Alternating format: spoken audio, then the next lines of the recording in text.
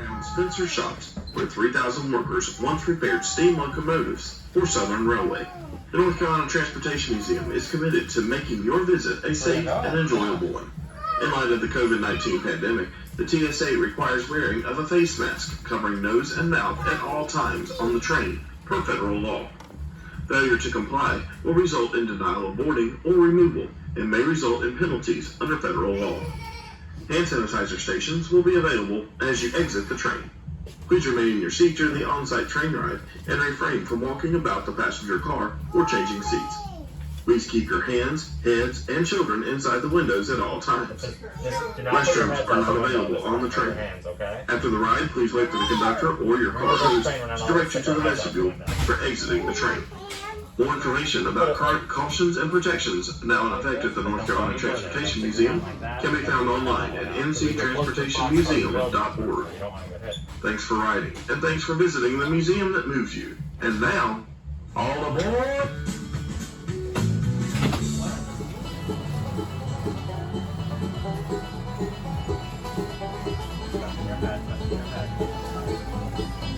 You made it go. It's a go train, isn't it? You will see out the back.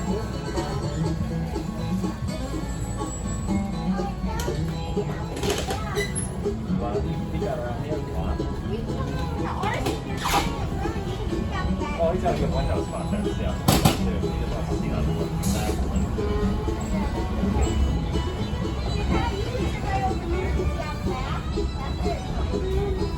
He also wants to see out the right back too.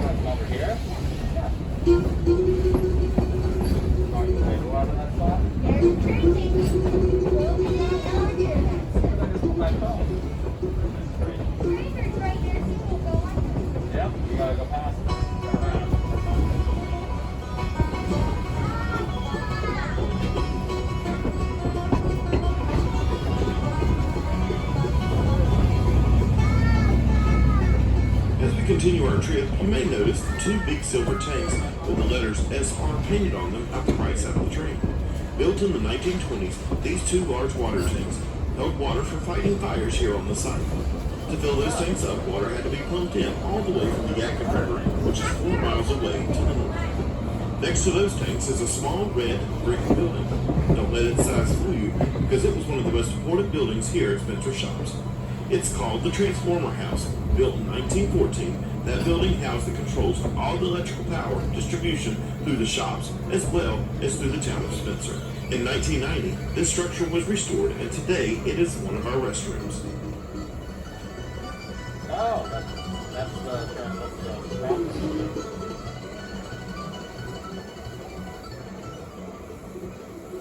Coming up on the right side of our train, you will see a medium-sized red brick building. That's called the Master Mechanic's Office. Built in 1911, the Master Mechanic's Office held the offices of the Master Mechanic, the payroll clerk, office clerks, and the officials of the Danville Division of the Southern Railway. Today, it houses our administrative offices and the gift shop, which we call the gift station.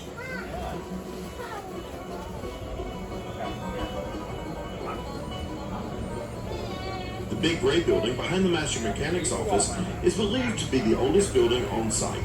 It is called Warehouse Number 3. Built in 1896, it housed the Master Mechanic's Office until it moved to the MMO in 1911.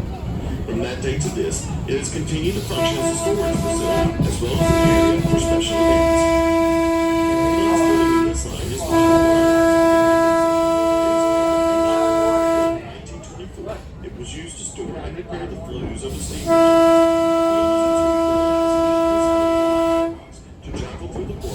Thus heating the water. A steam locomotive could have anywhere from 200 to 350 flues inside its boiler. Today, the flue shop houses our museum's antique automobile collection.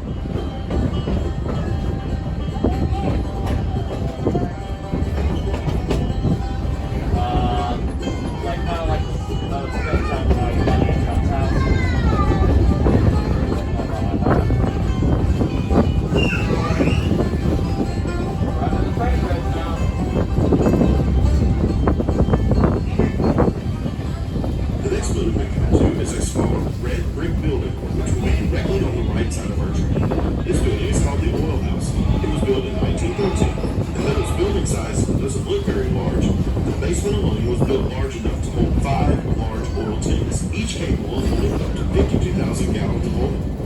Every train crew was required to stop there and pick up a supply of oil before going on a mainline run.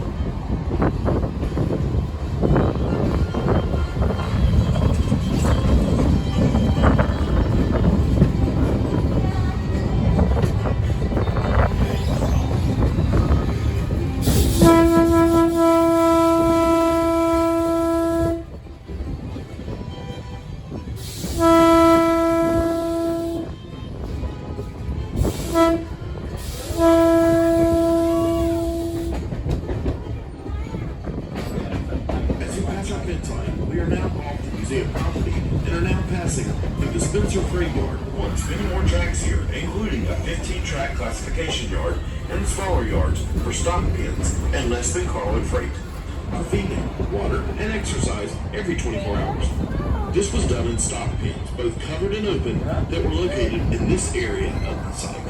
At one time, the law in Spencer did not allow freights to run on Sundays unless livestock was being carried. When the railroad needed to operate on Sundays and no livestock was available, they turned to their pet mule named Maud. She was kept right here at these pins for this very occasion and would ride the train to fulfill the requirements of this law.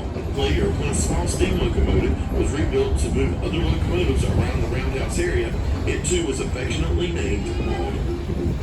Past the stock pins were the transfer sheds, where freight shipments too small to fill an entire rail car were transferred between cars, carrying shipments to many destinations.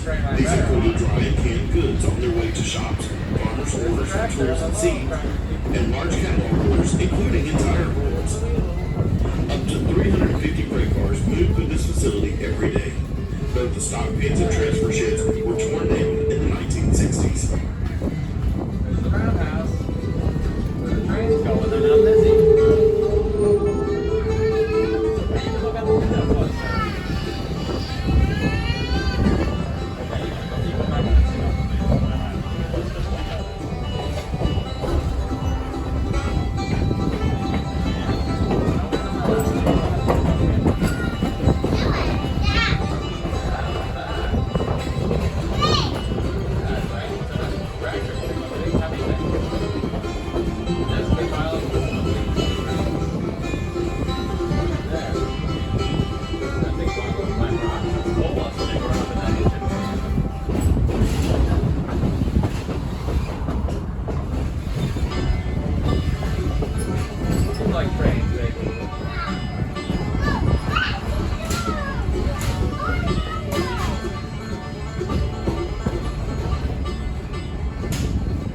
As you see on the right side of the train, Spencer Freight Yard is still in current use.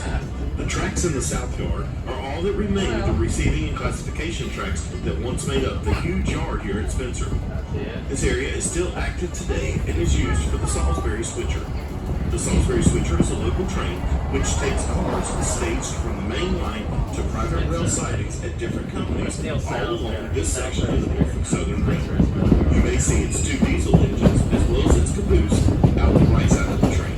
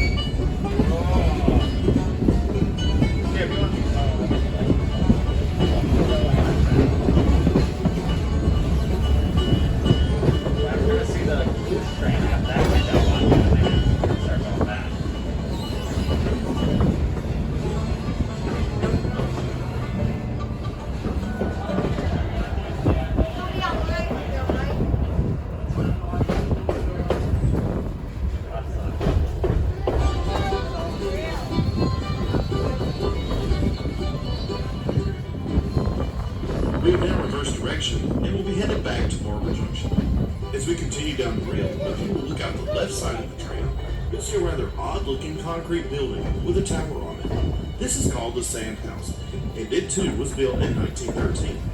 The sand house was used to dry screen and store the sand used on locomotives. Today, sand is still used for traction in wet or icy conditions when traveling up a steep grade or even when pulling a heavy load from a complete standstill. Today, our sand house is not in use but still stands here in the south of the yard. When a freight train arrived at Spencer, the locomotive would be cleaned, serviced, and inspected. Workers washed the locomotive with a mix of steam and a cleaning solvent, refilled the water, coal, and sand, and thoroughly inspected the entire locomotive. Any defects would be noted on a card, and the locomotive would either be put on the ready tracks to return to service or moved inside for repairs. The roundhouse was used for the majority of repairs, while the back shop was for overhauls and major work taking more than 3 days to complete.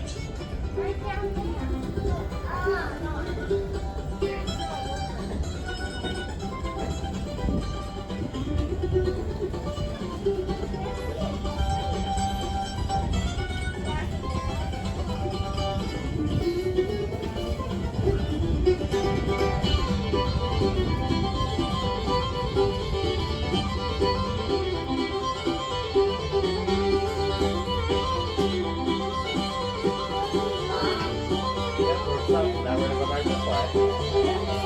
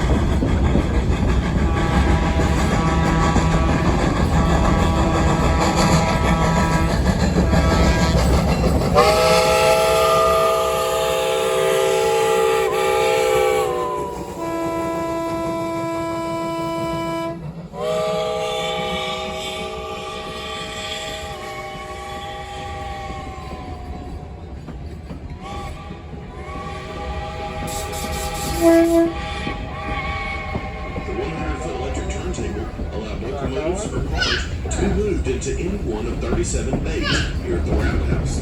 If you would like to ride our turntable, it only costs $1. All you have to do is head into the Roundhouse orientation room and you can purchase your ticket.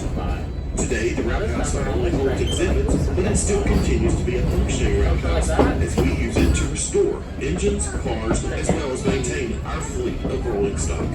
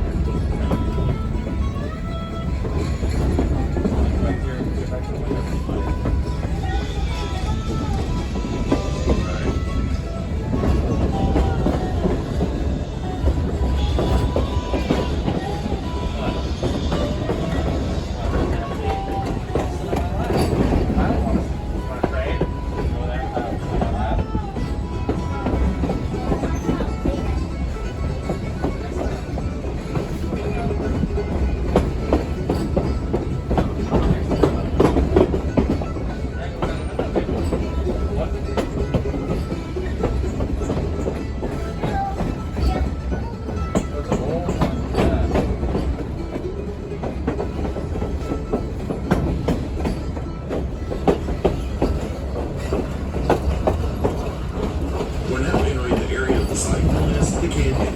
If you look out the right side of the train, the large building we're passing now is the back shop. It was built in 1905 for heavy repair and complete overhauls. It is as long as 2 football fields and can fit 15 locomotives at one time. It is now an exhibit building, which includes antique fire trucks, larger vehicles, including our Piedmont Airlines DC-3 airplane that is currently under restoration. You'll also notice on the left side of the train, those same 3 buildings we passed earlier, the Blue Shop, Warehouse Number 3, and the Master Mechanic's office. That train, they bought it across the road.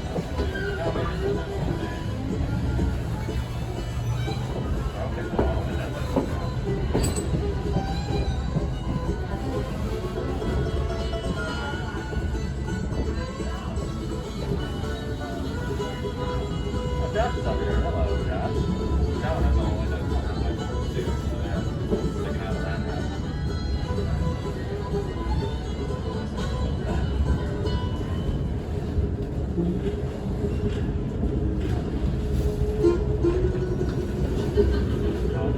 It'd be like train.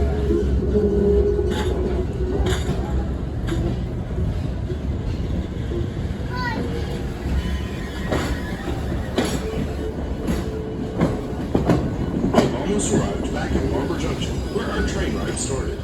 Please stay in your seat until the train is stopped. Don't forget your belongings. If you don't feel comfortable going down the stairs forward, please turn around and go down backward, like a ladder.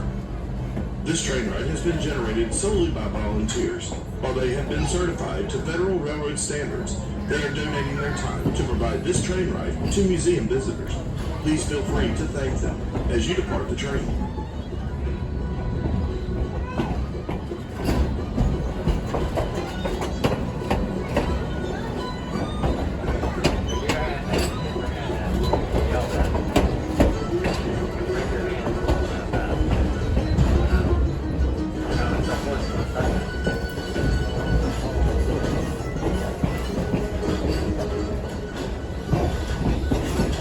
And remember, you can be a part of the museum that moves you as well by becoming a North Carolina Transportation Museum member. Members receive many benefits, including free admission and free train rides, except for special events. They receive discounts on select special events, a 10% discount in the gift station on most items, subscription to Shop Talk, our biannual membership magazine, reciprocal benefits with over 300 museums worldwide through the Association of Science and Technology Centers Passport Program. Purchase tickets ahead of the general public on events such as the Polar Express train. And of course, it's a great anytime activity for families. Find out more about membership inside Barber Junction, the gift station, or online at nctransportationmuseum.org. Our website is an excellent place to keep up with upcoming events. The website again, nctransportationmuseum.org. You can also find us on social media on our Facebook page, Twitter, and Instagram. Thank you again for riding with us, and enjoy the rest of your visit here at the North Carolina Transportation Museum.